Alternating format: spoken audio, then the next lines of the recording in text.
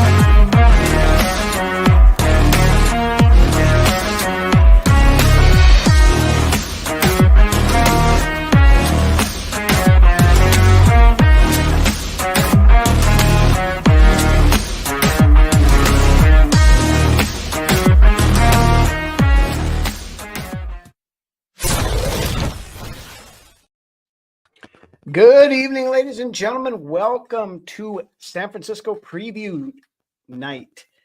We are the eve of the home opener as the Minnesota Vikings play host to the San Francisco 49ers tomorrow at noon. Good evening, everybody in the chat. Andy, Drew, everybody there. Welcome, welcome, welcome. Well, we made it through week one in a lot better mood than a lot of people thought we were going to, according to the national media anyway. Kind of gave my breakdown on it on Rants on Monday, so we'll give Brunswick a chance here to do a quick synopsis of what he saw during the game. So we'll start with that, then we'll roll into the news, and then we got preview of the 49ers game, and the prediction segment returns this week, so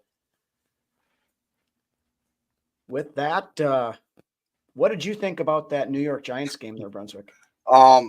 Number one thing was the effort throughout the entire fucking game.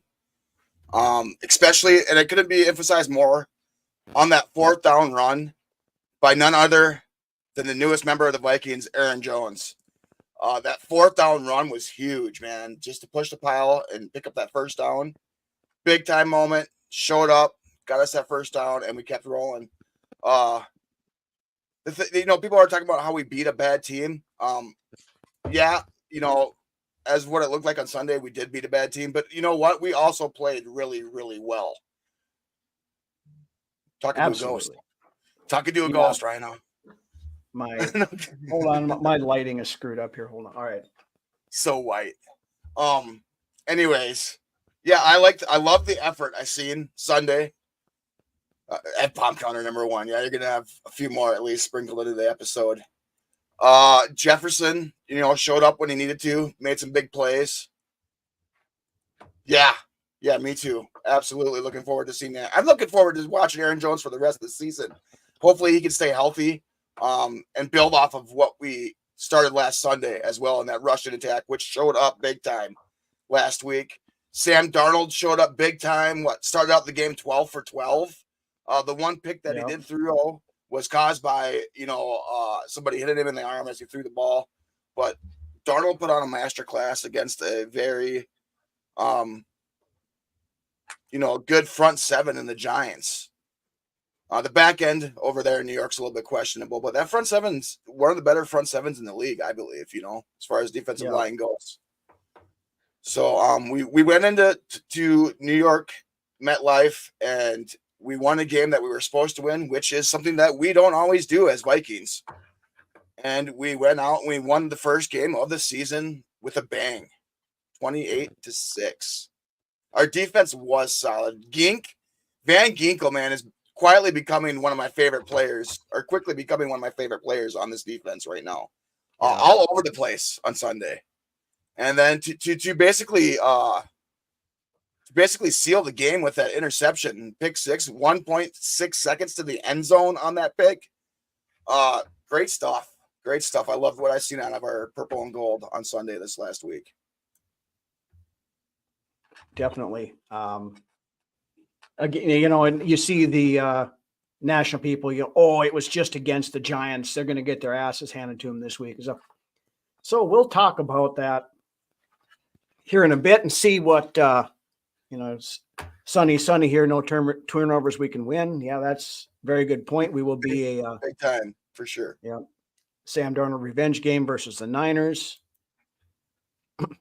I don't know if so much as a revenge game as a prove it game to where, I could do this and I could do this at a high level with the right talent around me. That's what it is for Sam Darnold. I don't know if it's so much of a revenge game because everything was peaches and cream when they left anyways. There was no animosity between the two parties. If anything, this is a Darnold game where he can prove it to the world in the national spotlight, because it's a national broadcast game on Sunday afternoon. Mm-hmm. And this is it right here. Prove it, Darnold. And I mean, I believe in you, but let's see it. Let's see it against this, contender in the NFC. Right.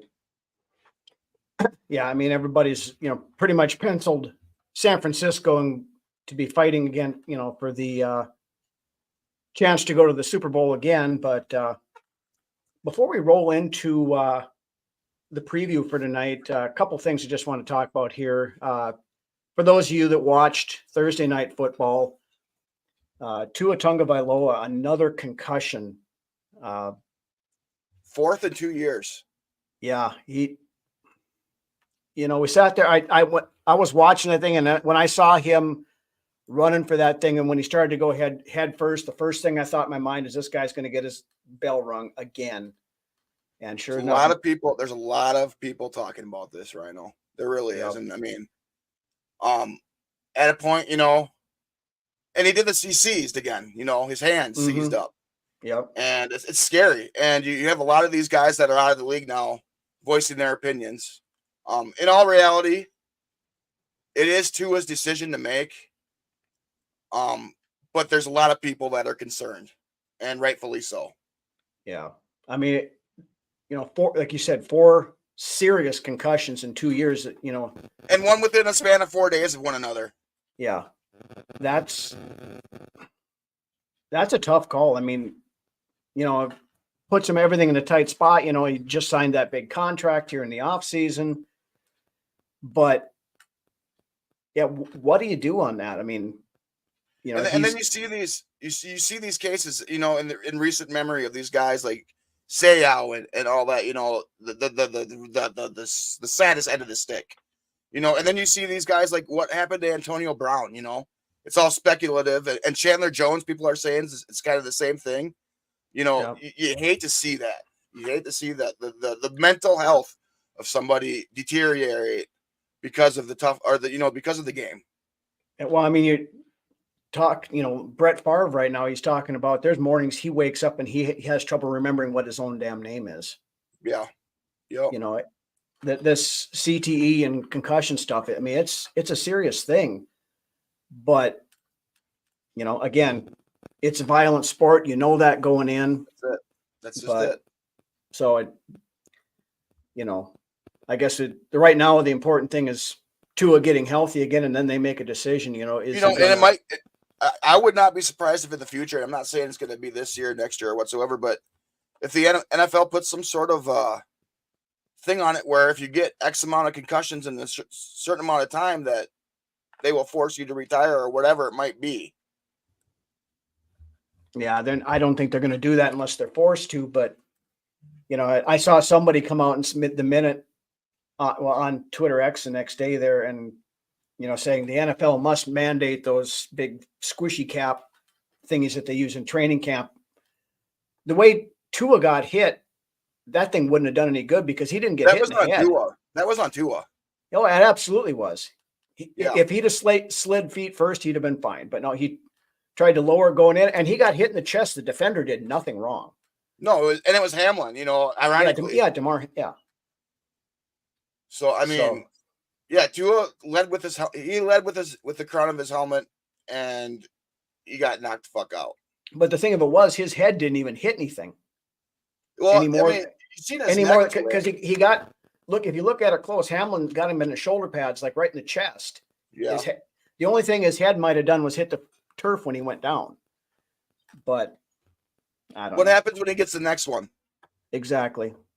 One of these times he may not get up off the field out there. That's the thing. But anyway, saying. This is We voiced our opinion on it. Yep. I mean, this isn't Dolphins Uncensored, so we'll just leave it at that for right now. The other thing, at least somewhat Vikings related, Jordan Love listed as doubtful tomorrow. I don't know why they just don't list him as out, because he's not going to play. No, they said on a 3 to 6 week injury, he's not going to play the following week. No, so they're just playing games, whatever game it might be. Yeah, playing games with the injury system or the reporting system. But with that, let's roll into the preview for the home opener against the defending NFC champion San Francisco 49ers, who coincidentally coming in not completely healthy in their own right. Christian McCaffrey, who was a late scratch last week, found out after the fact that he's got some kind of like tendonitis or something in his Achilles tendon, which, they've been taught. He was talking all week like he was planning on playing. They officially listed him as out. Yeah. And now Shanahan had mentioned something that they're even considering putting him on an IR, which shut him down for 4 weeks, which I guess, if you're San Francisco, probably not a dumb move. Yeah. If you're going to do that, do it right now in the beginning of the season. So then you have him down the stretch. Right. But you start, if you're getting tendonitis in your Achilles, that's something that something that could linger for a while. Yeah, that could be absolutely. But in McCaffrey's stead last week, running back Jordan Mason came in and really did not skip a beat. Had himself a hell of a first start. Yeah, 28 carries for 147 and a touchdown. So even with that, without McCaffrey, the Vikings are going to have their work cut out for him in the run game. Number one on my list of things that we need to do: shut down the San Francisco 49ers run game. Yeah. Well, I mean, you can't, if you let Mason do what he did last week against the Jets, there is very little chance that the Vikings are going to walk out of here with a win with this game. I think the way that our game plan went last year should be very similar to the way we style our game plan this year. Oh, I absolutely agree. And McCaffrey played in that game last year. Yeah, and we shut him down. Yeah, absolutely. He was a non-factor for most of the game. And he coughed it up once. Yeah, he did. Last year. Believe we can make him look like a rook. I hope so. Make Brock Purdy beat us through the air.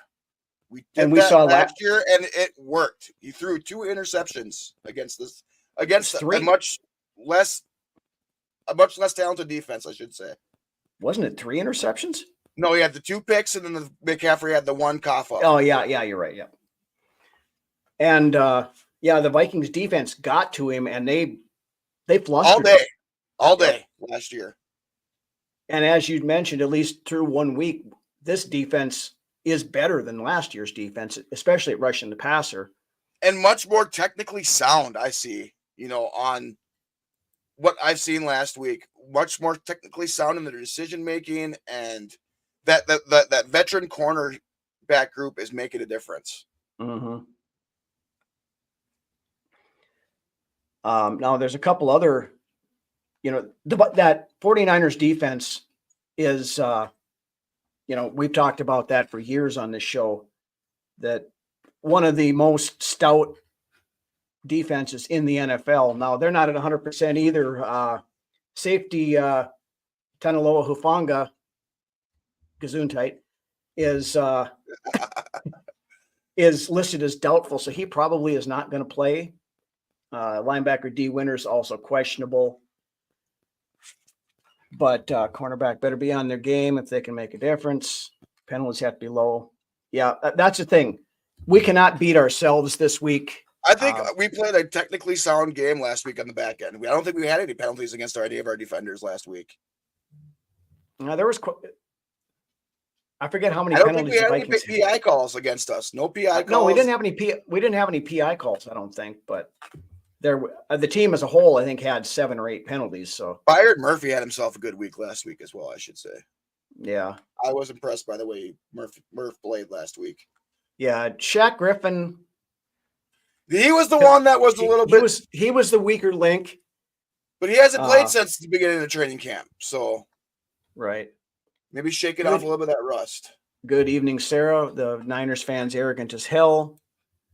We need to take him down a couple notches this weekend. And I believe, Rhino, that we can do that. Oh, I think we can. I hope we can. But it's going to come down. We have to play fundamentally sound football. Vikings also held the ball for 35 minutes last year in that game. That's a big key right there. And POP is huge for sure. And that was one of my top points for what we need to do this week too, is establish that run, get Aaron Jones and Ty Chandler going, keep that play action clicking. Yep. Keep the ball in our hands and, run time off the clock. You keep San Francisco's offense off the field. Obviously, Captain Obvious here, but if they're not on the field, we stand a much better chance of coming out on top in this game. Because Deebo Samuel, Brandon Ayuk, those guys are going to get their yards. And that's the thing is Deebo didn't play last year. No, he did not. Along with Trent Williams, who did not play last year. Yep, and they have both. We're going to be playing both those this week.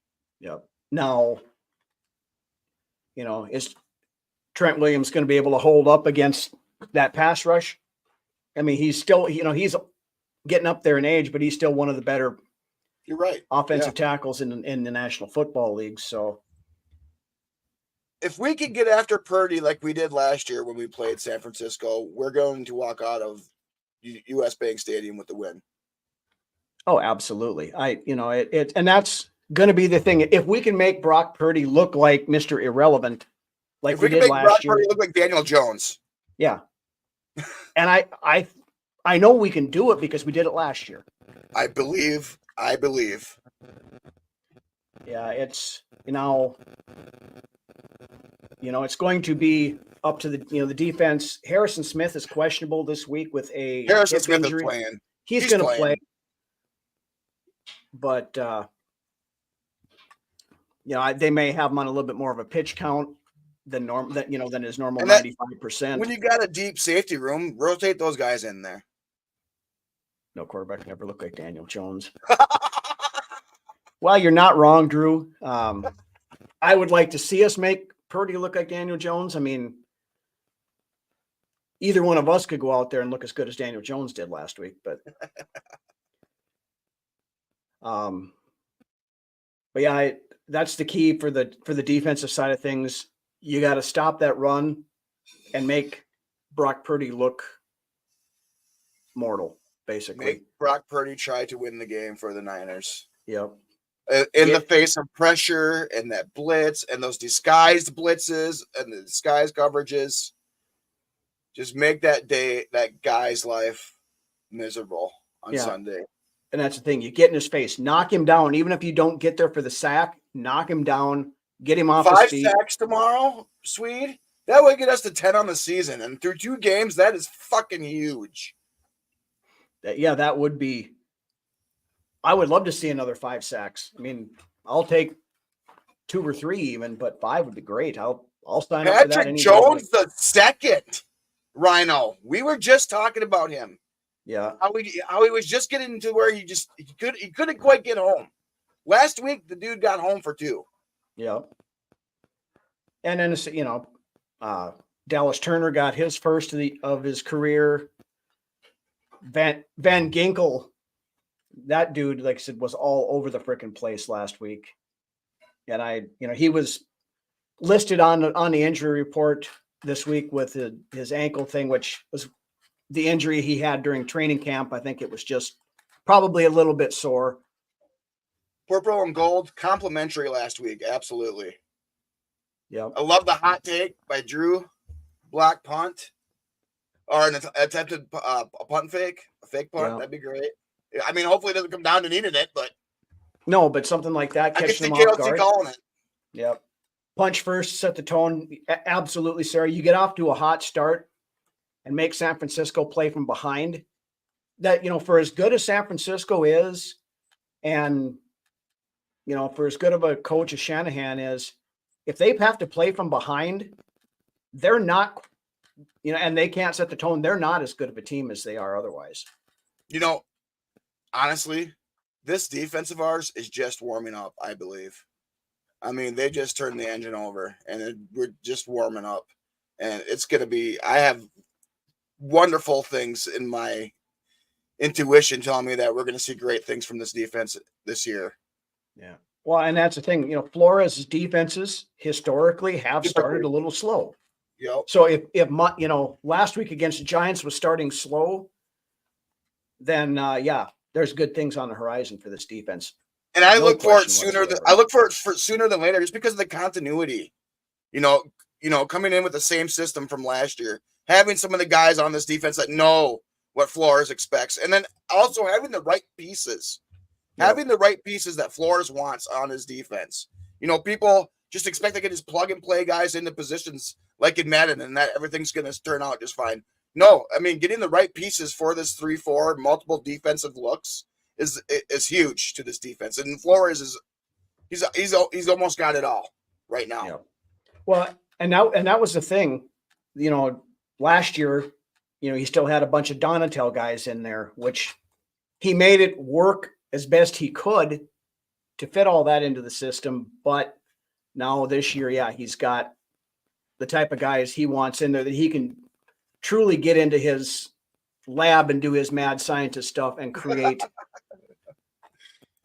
Thank God our defense doesn't cry when Flores yells at him. Yeah, there's that too. I truly believe these players love Flores.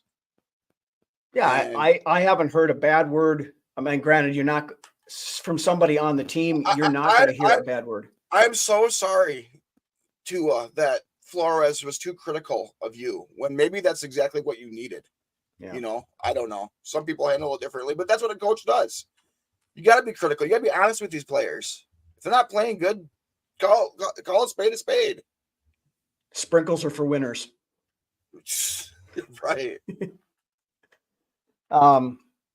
So yeah, I mean, I think that the defense.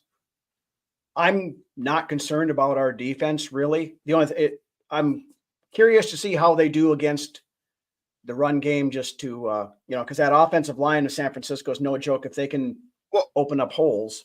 Coming into the season, one of the big question marks was the DBs, the corners, and for me. Starting the season, it's on a week-to-week basis. They have to prove that they're here to make life hard for opposing receivers. It's been a good 5 years since we've had a lot of trust in our defensive backs, and I mean what they did last week, they build off of that, continue to get better. Continue to play more technically sound like last week. That's what I'm looking at on defense mostly, and that defensive line stepped up. I wasn't expecting that. When you can rush 4 and make some problems for the quarterback like we did against the Giants last weekend is huge. This defensive line looked hundreds of years better than what I expected to see. Yeah. Well, and that was the thing last week. We only rushed 22% of the time, which is an all-time low for Brian Flores as defensive coordinator for the Vikings. We looked at the numbers last year. Most of the time he was up in the upper 40s to even low 50s most of the time. I think Phillips might have had his best game as a Viking last Sunday. Well, he did. And he got rewarded this week with a contract extension. Yeah. He got that 3-year extension. He's here through 2026 season now. Bullard made a big play. I was surprised. So Jerry Tillery played a pretty decent game. He didn't really show up much in the stat line, but he was plugging holes and he was pressures. He was getting some good. And the thing is that I was seeing pressure along the interior of their offensive line, which is something we haven't typically seen recently here in Minnesota. Right. Creating pressure up the middle. The fastest way to the quarterback is over the center, right? Oh, right. Exactly. So, and seeing the way they used Turner last week, hand in the dirt many times coming off that edge. Well, yeah, he ran, the quote unquote NASCAR package. A lot of times, they had Pat Jones in there at the same time as Dallas Turner, at the same time as Van Ginkel. And, they, at one point in time, I know they had 4 edge rushers in there. Yeah. Scary. Jer is not a Phillips fan. To each their own.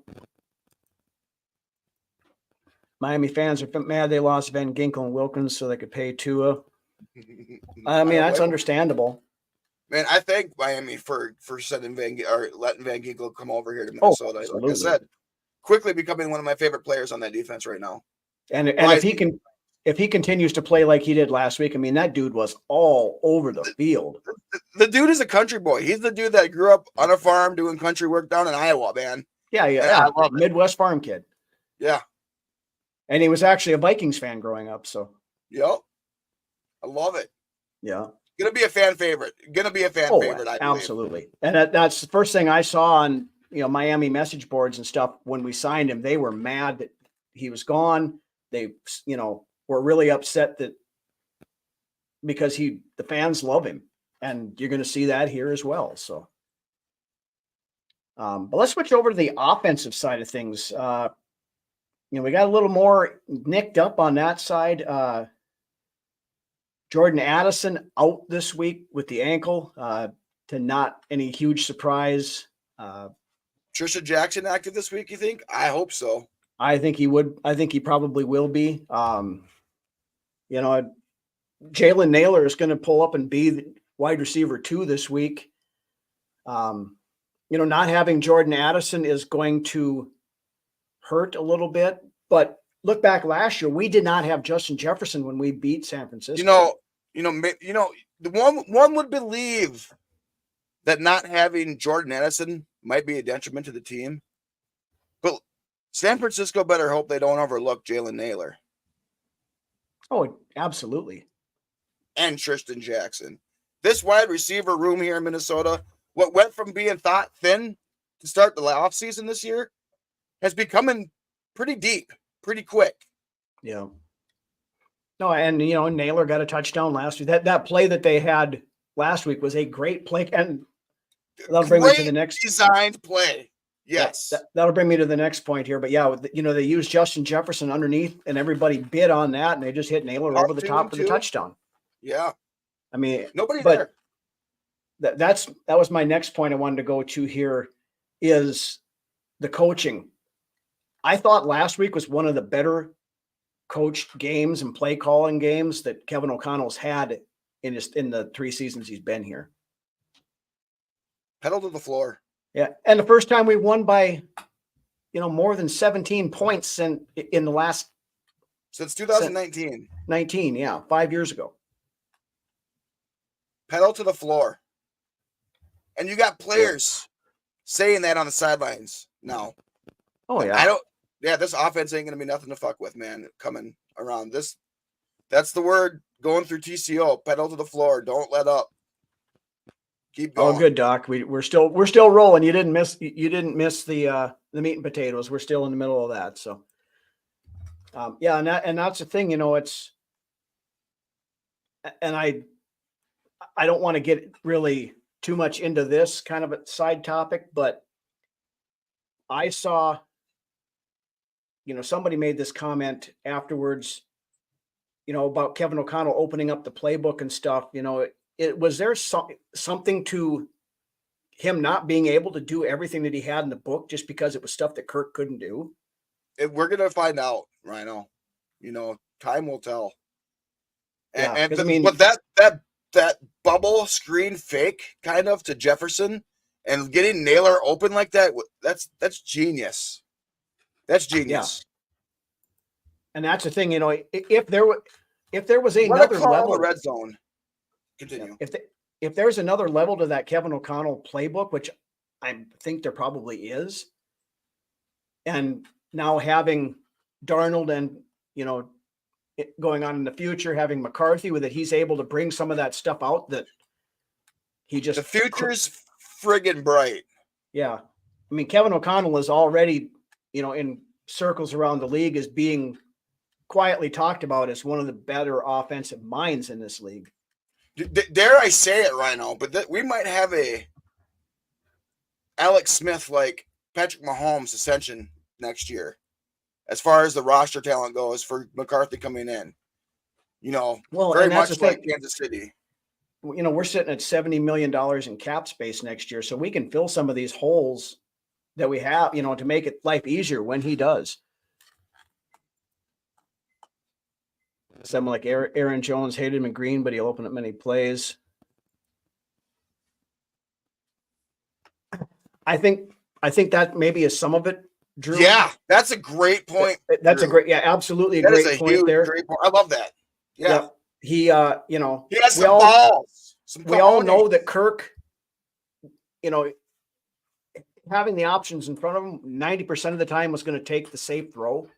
Well, whereas Darnold's kind of always been a gunslinger. Yeah, well, and the biggest thing with Darnold is he knows that this is probably his last shot to show that he belongs as a starter in the NFL. Going right off of what Drew said, how many times did you see a receiver running downfield wide the fuck open and Kirk didn't throw the ball his way? And it was infuriating because you could see it on TV. You'd see, yes, Jordan Addison streaking down the sidelines and he dumps it down to CJ Ham in the flat. That because there was a safety over the top. That was one of the things. On top of that right there. How many times did you see receivers running wide open on fly routes down the field and Kirk chose the underneath route? Yeah. That was see that shit out of Darnold last weekend. No, and there were games last year when Kirk would say in his post-game presser, after when Justin Jefferson would have, 75, 80 yards receiving or in the first half, and then he'd go one reception for 5 yards in the second half. Oh, they put a safety over the top, so I couldn't throw at him anymore. You got the best wide receiver in the freaking league, and you can't throw to him because there's a safety over the top. And the thing is that when Jefferson caught his deep ball this weekend, the one that got us out of the rear, yes, yeah, the one that the deep ball to Jefferson that got us out of the back of our end zone on the 99-yard drive, yeah. Jefferson came away from that saying that was the most beautiful throwing ball that he's ever caught. Boy, hit him in stride, just perfectly right where the ball dropped it right in the bucket. Yep, dropped it right in the bucket. And Jefferson just came away, from what I see, seemingly amazed at the touch and the accuracy on that ball. Mm-hmm. Well, I mean, we've always known that Sam Darnold's got a gun. That's never been in question. Some of the intermediate stuff has always been a concern with him. We didn't see a ton of that last week, but the stuff we did see, I mean, he looked good.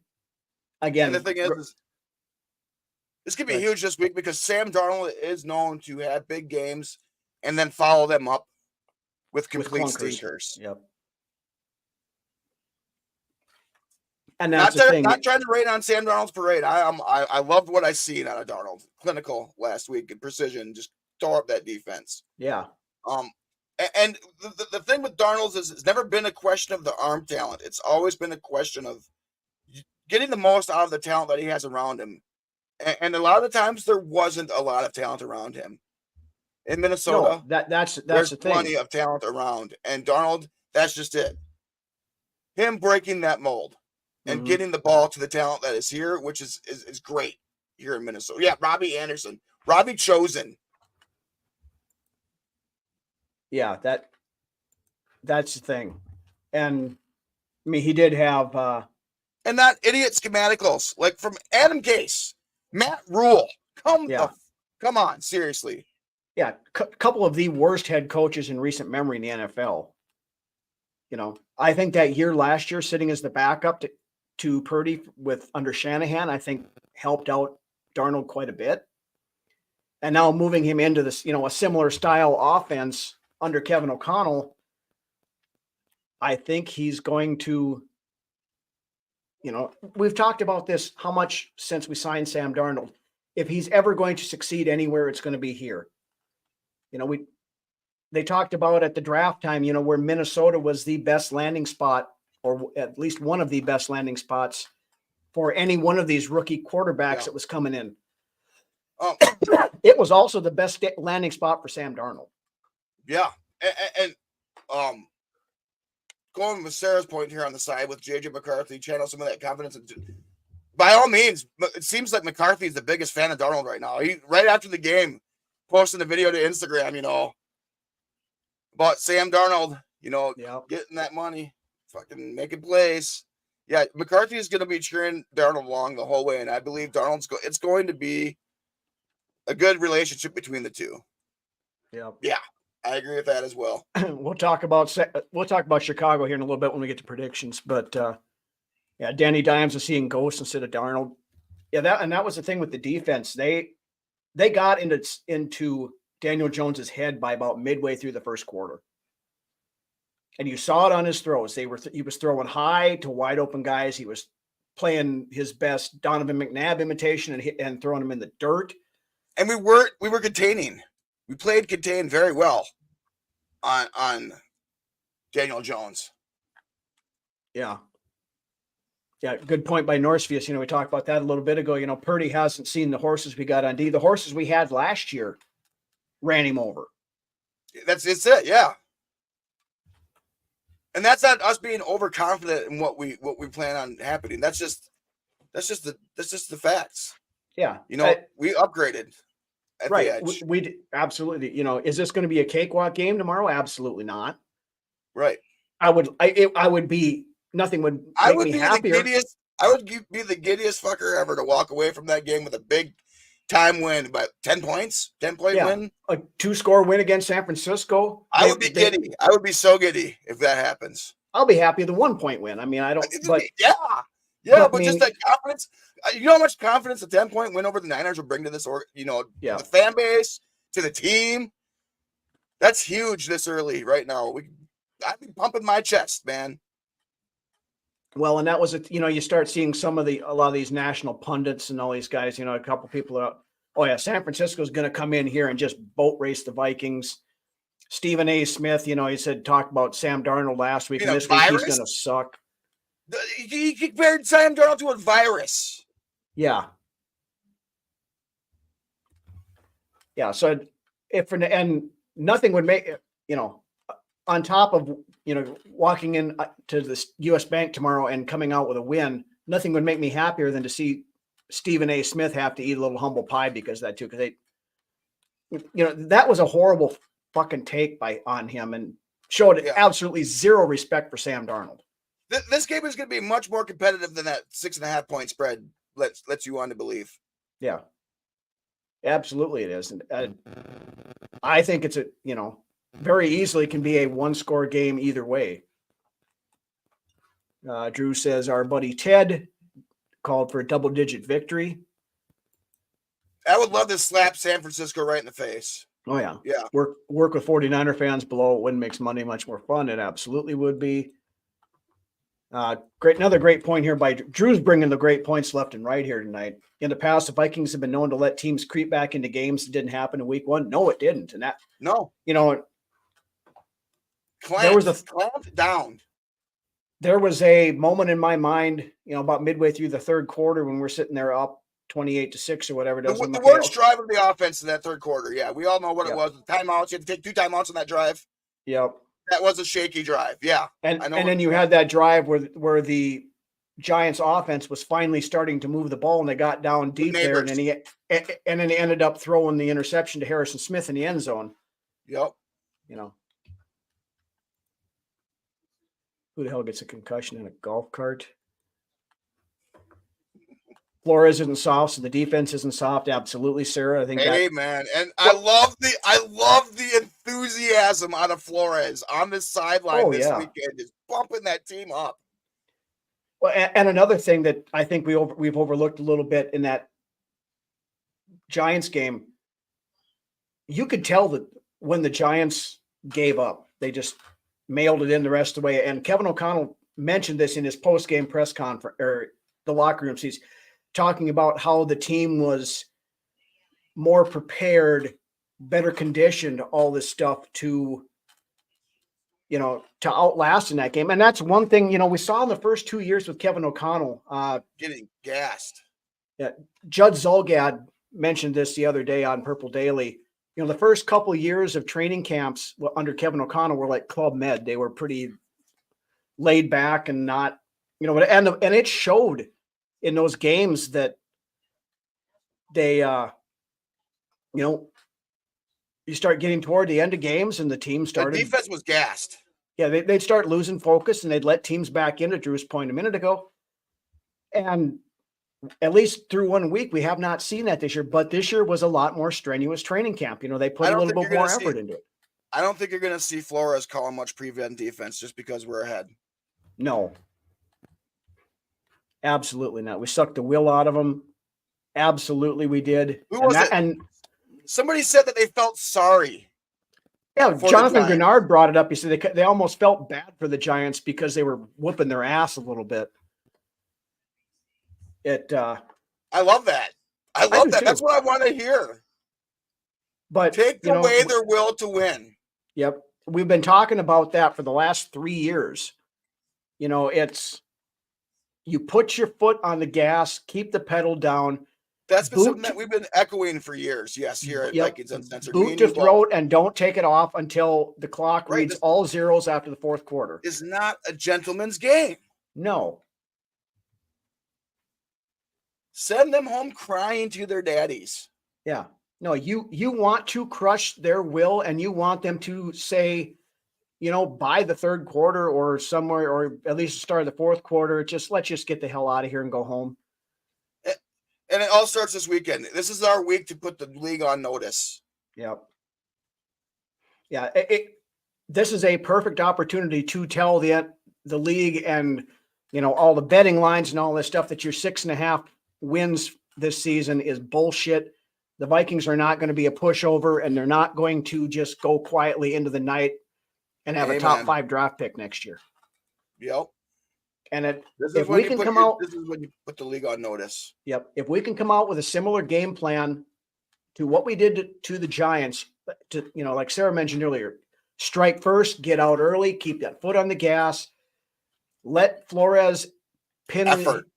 The guys pin their ears back on defense and send them after Purdy and get him off his game. And the Vikings can walk out of this thing with a win, and not do this it. This team is playing hungry. Our team is playing hungry and mad and angry. Well, and that's the thing. I think they're a little bit upset, and they should be, about the national disrespect they're getting from all the major media, the ESPNs of the world, the NFL networks, all of those guys. A quick props to Ivan Pace with his quote, "This ain't going to be no game." He was right. Yeah. I know they said, you give him bulletin board material. No, it didn't matter. The one thing I do have to say with Ivan Pace, though, is just don't smack anybody upside the fucking helmet this week. Right. You get a pass once in my book, but leave it off the field after that. It's nice to see that you're in the game and that I like to see that today, but dial it down a notch. Don't let that happen again.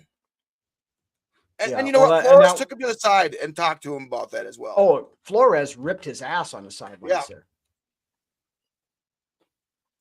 And that, I think, message sent, and I think, after that, they actually set him on the sidelines for a series or two there, and he didn't play just because of that. So, and if they're going to be doing that with people that are, out there and having those mental lapses and stuff, you're going to sharpen up these guys to where they're not going to make those mental mistakes or those lapse in judgments out there. This is a huge trap game for San Francisco, I believe. I think they could be overlooking us. I hope they are. To be honest. I hope they are. If we come out there, we slap them, like Drew said up there.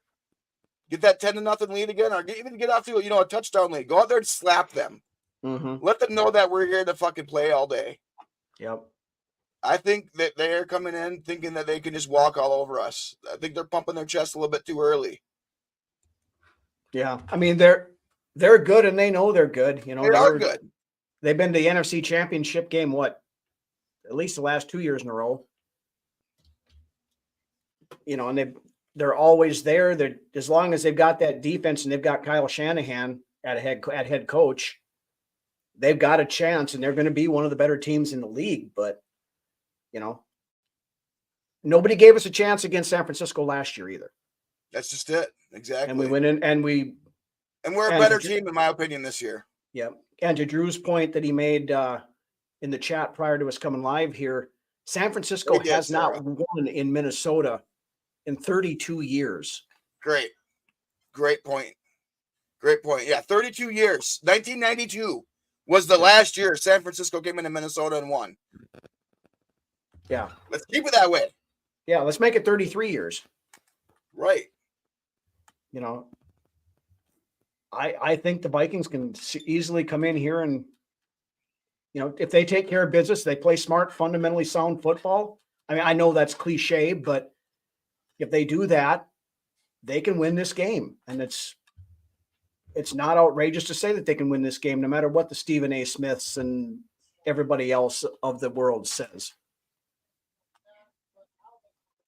And the thing, yeah, going back to the pace thing, Jerry was just putting in a little bit here on that. Yep. That pace penalty ultimately led to the first 3 points on the board for the Giants. Mm-hmm. So yes, absolutely, you can't be having that shit. That field position that we gave up on that special teams play was not good on that punt. Pepperidge Farm also remembers. But yeah, with that, got anything else you want to talk about here before we? I think we nailed the preview pretty hard there. I think we nailed it pretty well. Yeah. Great comment by Bob here. I would love to see that as well. That's how it went last week. Richard didn't get a chance, just extra points. Yeah, we'll let the baby-faced assassin just kick extra points all day long. I'm fine with that. Yeah. But with that, let's roll back into a classic fan favorite, fairly well known and regionally loved by millions. I'll put it that way. Tens and tens of people a week enjoy this part of it. So rolling back into our prediction segment, where we not only predict the Minnesota Vikings game of this week, we also predict the rest of the games that have NFC North implications. So this week we have 4 games. Starting out, 2 of them on Sunday, or 3 of them on Sunday at noon, and then 1 Sunday night. So let's start out with the first one. Tampa Bay goes to the Motor City to take on the Detroit Lions. This is going to be a good game. This is going to be a good game. Mayfield looked great week 1. He did. Looked great. Looked like a quarterback that belongs in this league starting for sure. I mean, he proved it last year, but the fact of the matter is that makes it even better. He's proven it this year too, which is he needs to keep doing it. He needs to keep proving it. Yep. Had a great game week 1. The Lions, man, they walked away with a squeaker. They went into overtime, beat the Rams, but I mean, I don't know. I think Tampa Bay has a good shot in this game. I'm going to go Tampa Bay winning this game. I think Mayfield can do it. Yeah. It's still Mike Evans. Right. And that's the thing, you know, watching the Detroit versus the Rams on Sunday night last week, it looked to me like the Lions are still the Lions the way they are. Their defense is still very suspect. I mean, they had really not much answer for Cooper Kupp. You know, granted, Puka Nacua went out, so that kind of hurt the Rams' chances when they come through there. But that secondary in Detroit is still a weak spot. And I think Tampa Bay goes in. Offensive line didn't look like the best offensive line in the week last week. No. Or in the league. Excuse me.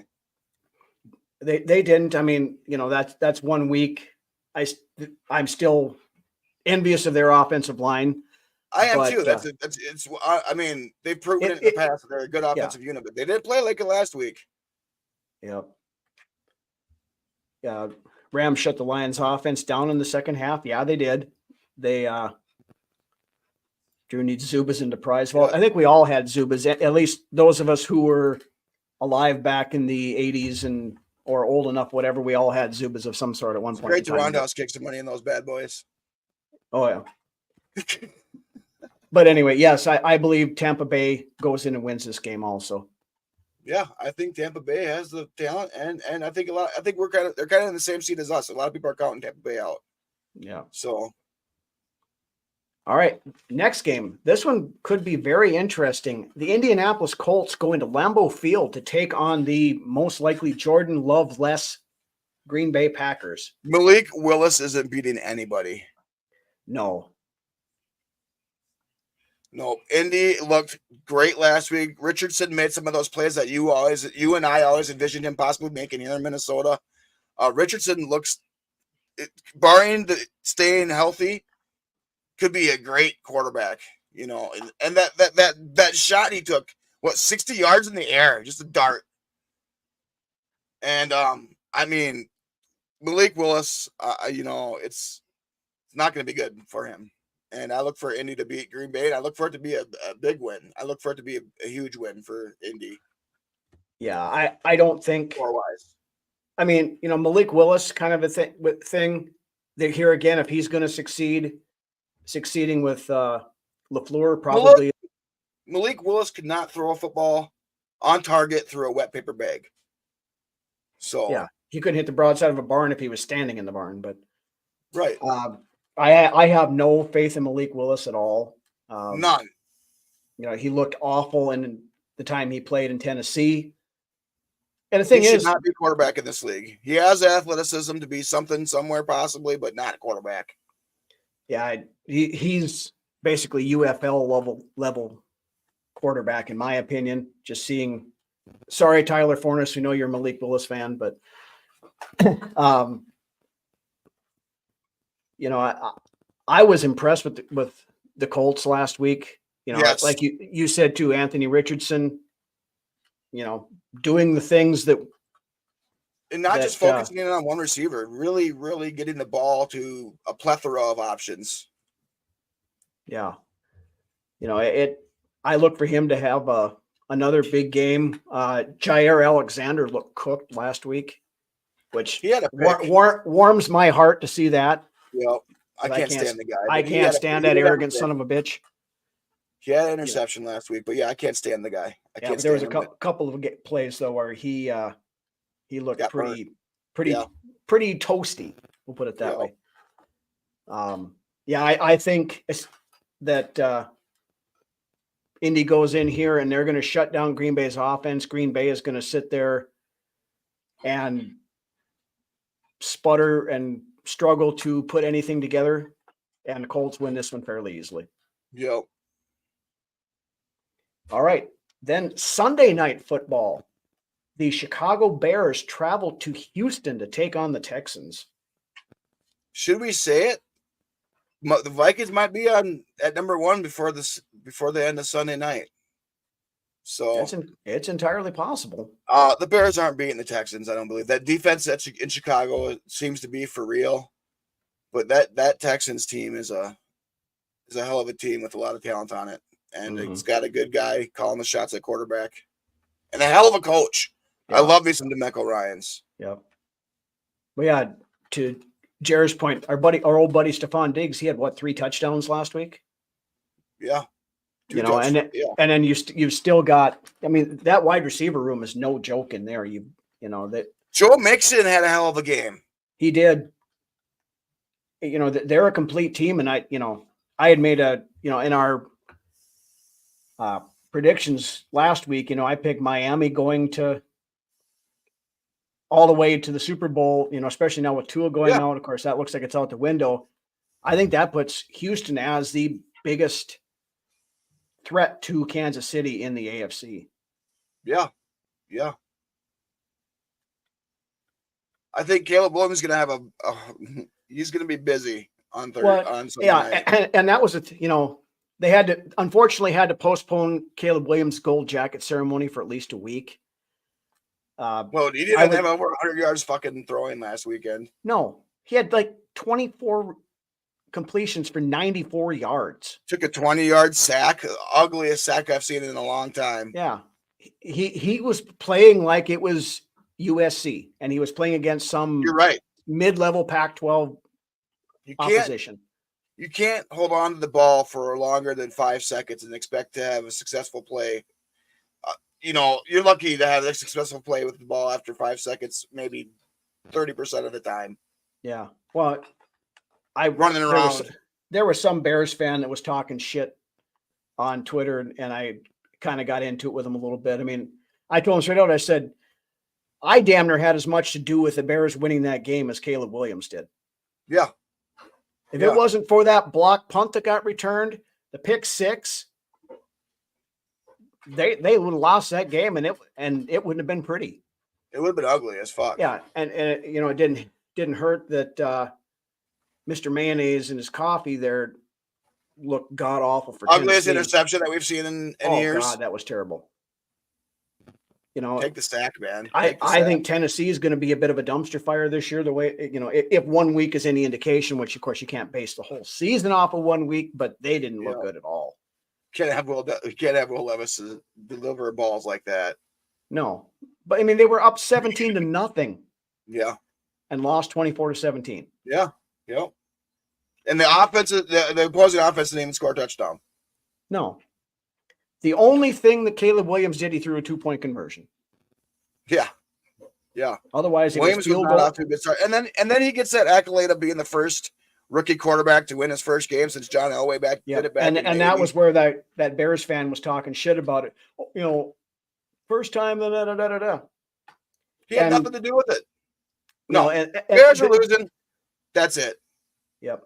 I don't think they have a chance on this. I mean, their defense is legit, and if they can shut down Houston's offense, they can probably keep it close.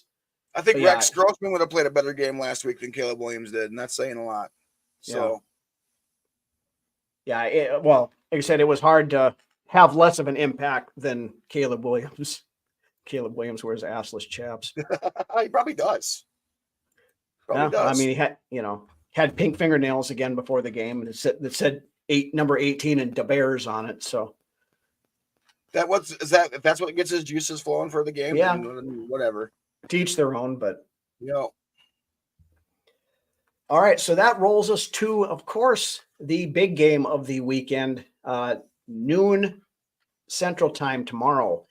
San Francisco at Minnesota.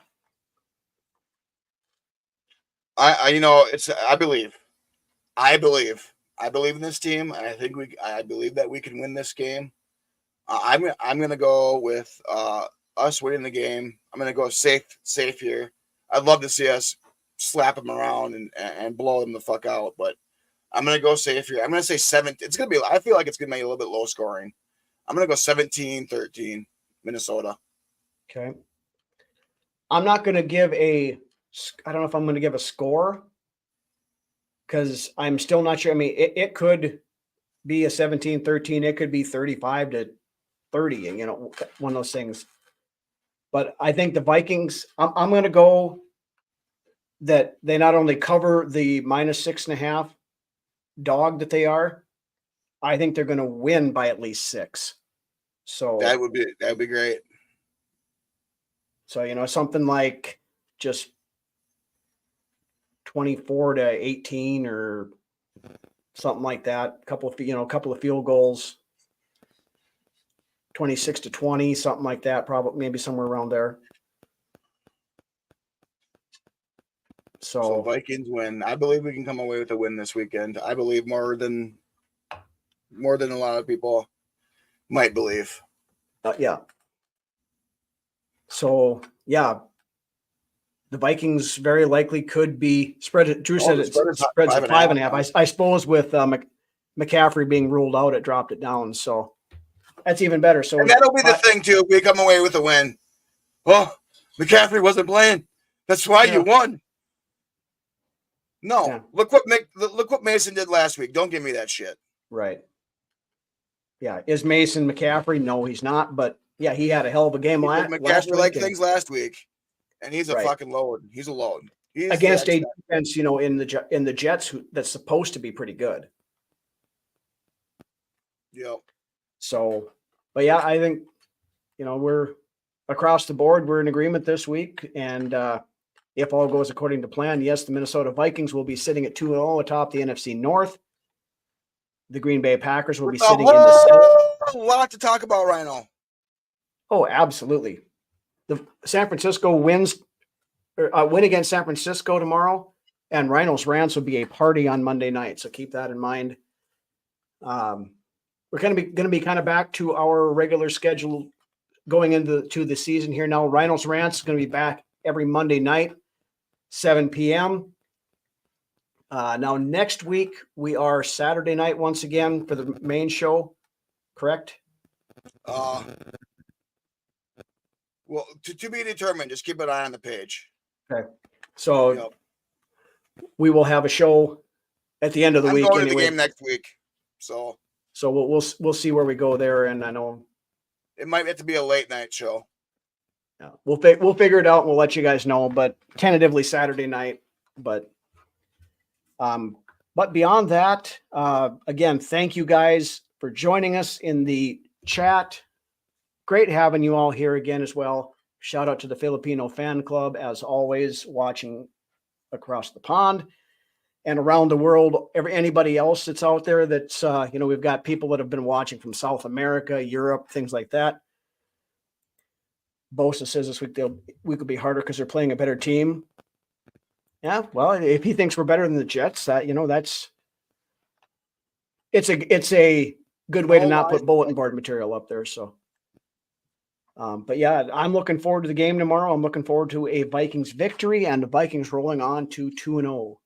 So with that, again, thank you everybody. And why don't you take us home, Lance? Well, I don't really have a lot to say this week other than great game last week. Let's keep rolling forward with that same type of effort, same momentum. Let's get this momentum rolling. Other than that, let's go. Skol, win. Vikings this weekend.